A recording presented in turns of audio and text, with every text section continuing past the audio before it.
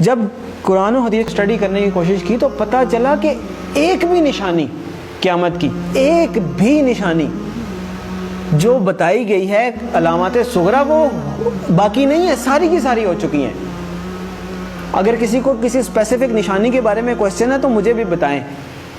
اول تو مطلب جو میں نے اسٹڈی کیا ہے مجھے تو تقریباً سب بھی ملی ہیں۔ تو ایک دن ایک صاحب کہنے لگے آپ تو کہہ رہے ہیں ساری ہو گئی ہیں، پیلے جھنڈے نہیں کہیں سے نکلے۔ تو میں نے کہا پیلے جھنڈے تو وہ رابعہ ابھی نکلے تھے مصر میں، جب صدر مرسی کی حکومت انہوں نے گرائی تھی تو وہاں پہ پیلے جھنڈے رابعہ کا نشان انہوں نے بنایا تھا اور بڑی احتجاج کی تھی، وہاں سے پیلے جھنڈے نکلے تھے۔ پھر ایک اور صاحب کہنے لگے کہ دخان نہیں آئی جی، دھواں ہوگا جو زمین کو اپنی لپیٹ میں لے لے گا۔ میں نے بتایا کہ دخان تو اللہ واللہ عالم، ہم عقل کل نہیں ہیں، لیکن دیکھیں ہم نے تو وہ دیکھنا ہے کہ جو ہماری سمجھ میں بات آتی ہے۔ آج سے 7-8 سال پہلے ہم بھی اسی پنجاب میں رہتے ہیں، اسی دنیا میں رہتے ہیں، دھند ضرور ہوتی تھی، دھواں بھی ہوتا تھا، دھواں سماگ نہیں ہوتا تھا کہ وہ پورے لپیٹ میں لے لیتا ہے۔ دھواں تو ایسے ہوتا ہے نا دور سے نظر آئے، دخان ایسا ہے کہ یخش الناس، قرآن میں اللہ نے فرمایا یوم تأتی السماء بدخان مبین یخش الناس ھذا عذاب علیم، وہ بھی پورا ہو گیا۔ پھر کیا رہ گیا؟ پھر انہوں نے کہا عربوں میں شرک آ جائے گا، وہ تو نہیں آیا۔ تو میں نے کہا میں بھی سوچتا تھا نہیں آیا، بلکہ جب میں یہ حدیث پڑھ رہا تھا تو میرے ذہن میں یہ تھا کہ پتہ نہیں عربوں میں شرک پتہ نہیں کب آئے گا۔ سب سے زیادہ قرآن حدیث وہاں پڑھا جاتا ہے، حرمین شریفین وہاں پہ ہیں، عبادات وہاں پہ ہوتی ہیں، مساجد رمضان میں وہاں بھری ہوئی ہوتی ہیں، تو پتہ نہیں کب ہوگا۔ اتفاق کی بات ہے کہ میرا نہیں خیال کہ ہفتہ گزرا ہوگا یا کچھ، تو وہ خبر آئی کہ وہ انہوں نے UAE میں مندر بنایا ہے اتنا بڑا، اور باقاعدہ نعوذ باللہ اس کی پوجا کر کے انہوں نے اس کی افتتاح کیا۔ عجیب لگا کہ اتنی جلدی کہ جب آپ حدیث پڑھتے ہیں تو آپ کو لگتا ہے کہ عربوں میں شرک لوٹ آئے گا، پتہ نہیں، یہ تو بہت ہی مشکل بات لگتی ہے۔ اور ہم نے مطلب ایک ہوتا ہے سالوں گزر جائیں پھر بھی بات ہے، وہ ادھر پڑھا ادھر وہ بات ہوگی۔ تو ایک بھی نشانی مجھے نہیں ملی، اگر کسی صاحب کو ملی ہے تو مجھے بھی بتائیں۔ اس کا مطلب ہے علامات صغریٰ ساری پوری ہو گئی ہیں، اب علامات کبریٰ کا وقت ہے۔ پہلی علامات کبریٰ میں سے پہلی کیا ہے؟ امام المہدی کا ظہور پہلی علامات کبریٰ میں سے پہلی بڑی نشانی ہے۔ دوسری ہے دجال کا ظہور، تیسری ہے حضرت عیسیٰ علیہ السلام کا حضرت عیسیٰ علیہ السلام کا آسمان سے آنا واپس، چوتھی ہے یاجوج ماجوج۔ 4 یہ نشانیاں ہیں قیامت کی علامات کبریٰ۔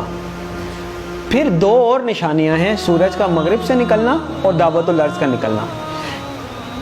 کیٹیگرائزیشن یہ حدیث میں نہیں ہے کہ 4 نشانیاں یا 5 ہیں، ویسے بتایا گیا ہے۔ اس کو پھر علماء نے اپنے حساب سے، جیسے میں نے پہلے آپ کو بتائیں دخان ہو گیا یا مختلف رابعہ ہو گئے، پہلی پیلے جھنڈے ہو گئے، یہ وہ ان کو علامات صغریٰ کہا گیا ہے، چھوٹی نشانیاں، اور یہ جو ابھی میں نے 4 آپ کو گنوائی ہیں نا علامات کبریٰ کے طور پہ کیٹیگرائز کیا گیا ہے۔ لیکن یہ جو باقی 2 ہیں میں ان کو علامات کبریٰ میں کیٹیگرائز نہیں کرتا، میری اپنی ایک کیٹیگرائزیشن ہے۔ کیوں؟ اس لیے کہ آپ صلی اللہ علیہ وسلم نے فرمایا کہ جب دعوت الارض نکل آئے یا سورج مغرب سے نکل آئے پھر کسی کی توبہ قبول نہیں ہے، جو ہے جیسے ہے ویسے ہے، کوئی نیک ہے بد ہے، کافر ہے مسلمان ہے پھر کسی کی توبہ قبول نہیں ہے۔ اس کا مطلب یہ ہے کہ یہ جو 2 نشانیاں یہ قیامت قائم ہونے کے واقعات ہیں، وہ تو ایک قسم کی قائم ہو گئی نا قیامت۔ تو جو نشانی تو وہ ہے کہ آپ الرٹ ہے، نشانی ہے بھائی آنے والی ہے، تیار ہو جائیں۔ تو جب آ گئی تو پھر تو نہ توبہ ہے نہ کچھ ہے، پھر تو نشانی نہ ہوئی، پھر تو ہو ہی گئی۔ جب توبہ ہی نہیں قبول، اس کے بعد آپ کوئی چینج ہی نہیں، ایکسیپٹنس۔ تو اس لیے 4 نشانیاں قیامت قائم ہونے کی ہیں۔ اس وقت تک پھر بھی چانس ہوگا، ایون دجال کے آنے کے بعد بھی چانس ہوگا، اگر کوئی توبہ کرتا ہے، اللہ توفیق دیتا ہے۔ حضرت عیسیٰ علیہ السلام دنیا میں آتے ہیں، چانس ہے، یاجوج ماجوج آتے ہیں، چانس ہے۔ لیکن اس کے بعد دعوت الارض نکل آیا یا سورج مغرب سے نکل آیا، پھر ختم۔ تو علامات صغریٰ ساری پوری ہو گئی، علامات کبریٰ کا وقت۔ اور علامات کبریٰ میں سب سے پہلے امام المہدی کا ظہور ہے۔ اور میرے بھائیوں، میرے پاس مطلب وہ اذان دینے والی بات ہے کہ وہ مؤذن اذان دیتا ہے نا، وہ کبھی کوئی 1-2 بندے آتے ہیں، کبھی کوئی بھی نہیں آتا۔ میرے بس میں نہیں ہے کہ میں چیخ کے بولوں کدھر سو رہے ہو، کدھر جا رہے ہو، اور نکل آؤ روٹی کپڑا مکان سے، اور میری جاب، میری گاڑی، میرا بچہ، میرا پلاٹ، نہیں۔ اور پتہ نہیں قیامت میں نے آپ لوگوں کو حدیث سنائی ہے، آنکھیں کھولیں، اور پتہ نہیں قیامت میں کتنے سال رہ گئے، شاید ہم پتہ نہیں اگلی جنریشن آئے بھی کہ نہ آئے۔